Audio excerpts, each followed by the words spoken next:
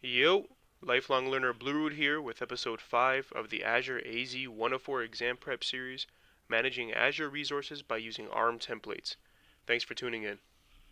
In this episode, the objectives that we will accomplish are to review an ARM template for deployment of an Azure managed disk, create an Azure managed disk by using that ARM template, and then review the ARM template based deployment of the managed disk. So let's get right into it. ARM templates stand for Azure Resource Manager Templates, and they play a large part in managing infrastructure and application code through a unified process. ARM templates help companies and individuals alike utilize infrastructure as code to define the infrastructure that needs to be deployed and automate the deployment, ensuring that their infrastructure is in a reliable state. ARM templates are one of many infrastructure as code services, but it is native to Azure and will be referenced on the AZ-104 exam. Let's start by downloading a template that was already made for us back in episode 4 when we created a disk and give it a quick review. I'm going to traverse to that resource group, and under the settings on the left, click Deployments. Click the One Deployment and then click View Template. Go ahead and download that template. Extract those files wherever you like. There should be 2 JSON files. The ARM templates are always written in JSON format. Let's bring the downloaded template back into Azure to create and deploy our own custom template. So in the Azure portal, let's search deploy a custom template. Now let's click build your own template in the editor. And then let's click load file. Now feel free to upload the template.json file that you downloaded in the previous task. In the editor, let's delete a few variables that we do not need.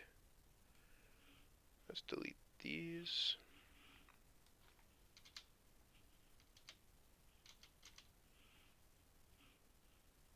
Let's delete this.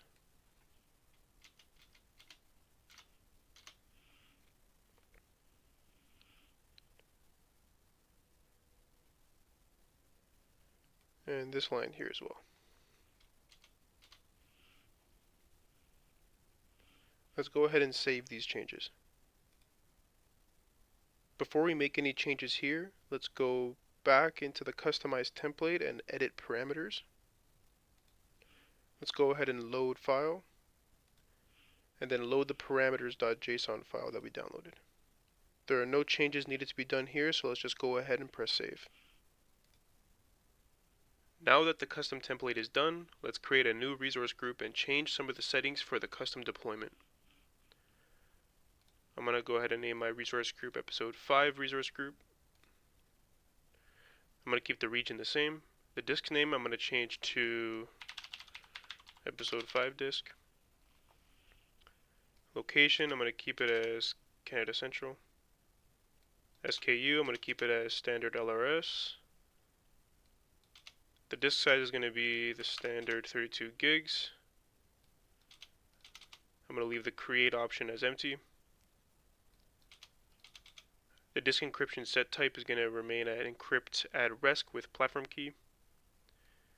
And then the network access policy is going to be allow all. Go ahead and review and create. And this should only take a minute. Let's go check up on the newly deployed resource, the episode 5 disk.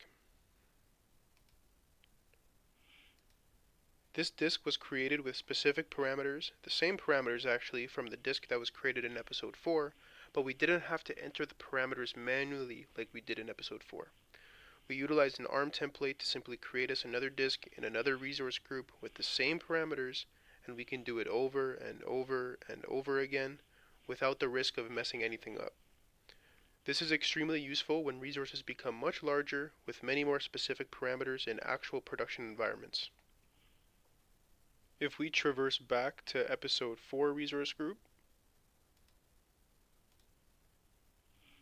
going to deployments, and simply coming here, we could redeploy our resources from templates rather than creating them from scratch and that will ensure infrastructure reliability, stability, and organization while saving yourself a lot of time. And that's the end of episode 5. If you followed this video, you have reviewed an ARM template for deployment of an Azure Managed Disk, created an Azure Managed Disk by using that ARM template, and reviewed the ARM template-based deployment of a managed disk. Thank you so much for watching. If you enjoyed this video or if it helped you even in the slightest, please like and maybe subscribe for future content. Additionally, if you have any suggestions or questions, please leave a comment down below and I'll be happy to help out any possible way I can. I'll see you guys in episode 6, where we will manage Azure resources by using Azure PowerShell. Peace!